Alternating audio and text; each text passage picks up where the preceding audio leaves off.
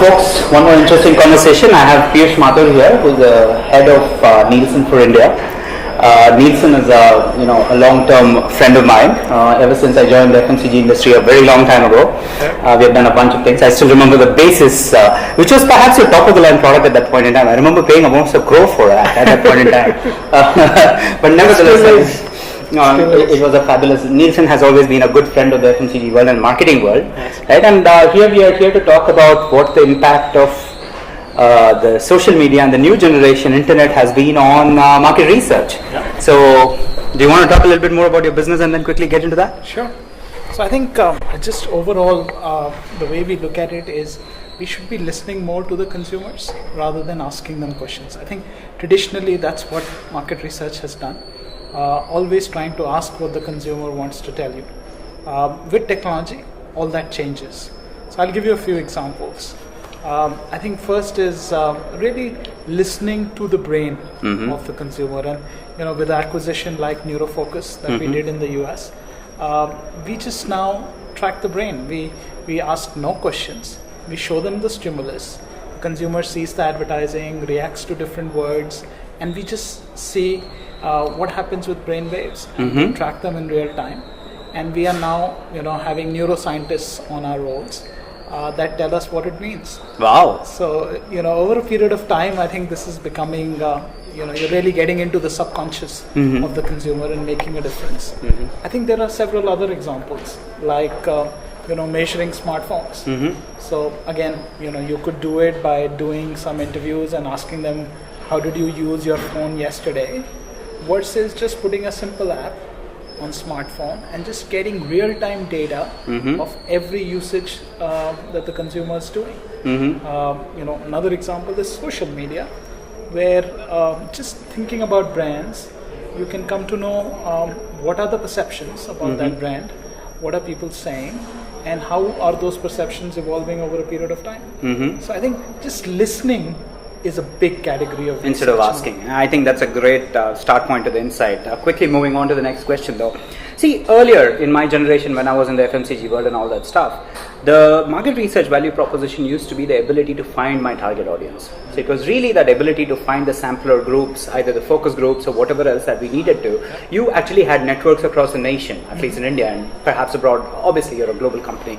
So that was perhaps the value proposition. So you could find those people and ask those questions of those people. Yes. Right? With this new media and the new game coming in, that ability to find them has suddenly changed, or so seems to be the opinion. Obviously I'm not an insider, so I want your opinion on this. Now with that coming in, the business model must have been shaken. Because where is the money going to come from? Ultimately everybody is about trying to create a profit model and a business model. Talk to me about how the business model of market research is evolving from finding the customer to what next. So I think if I get it right, you're saying in the past we could go to the target audience, ask them questions and give that feedback. Now the customers could go to them direct because they have several websites, they have their own ways of reaching out to the consumers directly. Absolutely. And that happens, but I think what clients are now realizing is we want to know what the norm is. So norms are suddenly becoming so important. So I can do these things on my own as a client, but then I don't know whether I'm good, bad, or ugly. I see. The benchmarking. The benchmarking. And that is huge now because you can then plot them over all the studies that a research agency does. You can say what you're getting back is actually very ugly based on the norms we have. And then you can talk about some of the great case studies that have worked very well.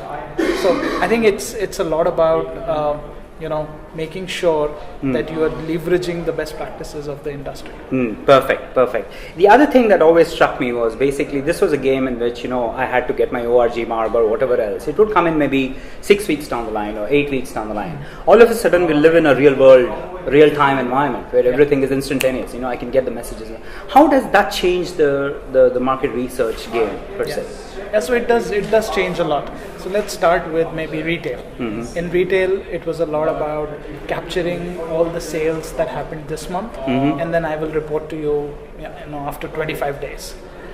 Just that 25 days has become 10 days today, right? So there is a cycle time reduction that has happened. On the other side, as we go more modern trade, we get data from all the big supermarkets, hypermarkets on a weekly basis. So we've now started a weekly service in India. It's called Scan Track, where you get to know by Wednesday what was sold last from week. Sunday to Saturday. Very cool. So I think those are the new ways of bringing down cycle time. There are other markets like in the US. We would report what was viewed last night by this morning. Wow. So I think it is getting real. So time. you're also going real time, as the market is going real time. Yeah, Is that absolutely. the sort of We're direction? trying to get closer to real time. I wouldn't say we are real time yet. Okay. So the other question around this market research game really tends to revolve around newer prediction models, right? Newer insight kind of models that seem to be coming. So in other words, you stand in front of the social media, right?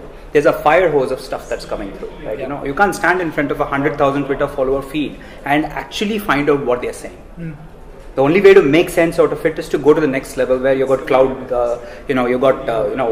word tag clouds and that kind of stuff, right? Yeah. How does that second order differential in terms of making sense of the fire hose of data that's made available? Yeah. Is that a revenue stream or a product stream or a Nielsen interest? Absolutely. So social media is a big area of focus for us. We have a tie-up with McKinsey. It's called Nielsen McKinsey Insight, where we have softwares to actually do that data.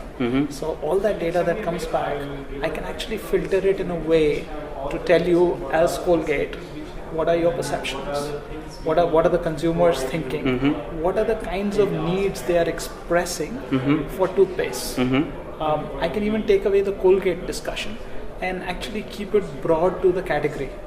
And from that category, you can actually find out the kinds of needs that the consumer have, and no brand is addressing them. So actually social media is becoming the white space for innovation, because I can now figure out, and this is all unprompted, again, just listening to the consumer. I'm not asking any questions, they're going in, feeding information, I'm collating that, and I'm saying, this is one big need that is emerging. I mean, we did something very interesting for the cereals category in India, and we found out that the kind of recipes that the consumers were coming up with using the current products in the market, breakfast cereals, and then doing their own innovation, actually gave a lot of ideas to our clients. To build those recipes, because consumers were doing them anyway. Imagine if it was pre-made and pre-sold. The consumer co-creation almost. Yeah.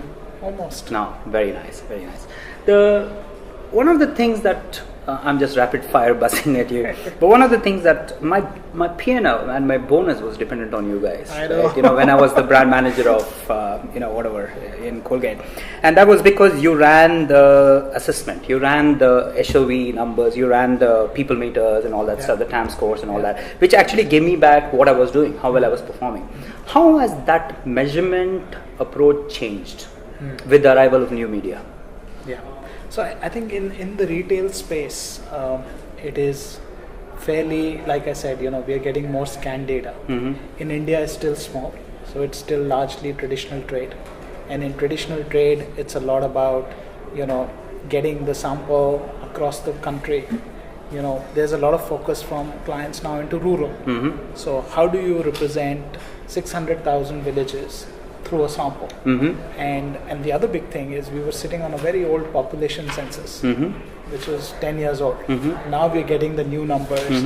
I think one big thing about India is the change or the pace of change. Right? The retail landscape is changing so rapidly. I mean, this stat will set the perspective. 1 out of every 2 outlets in the world is in India. Wow. 50% of the world's All retail outlets on the planet are in India. Wow, I didn't know that. 8.5 million. And that growth is still happening.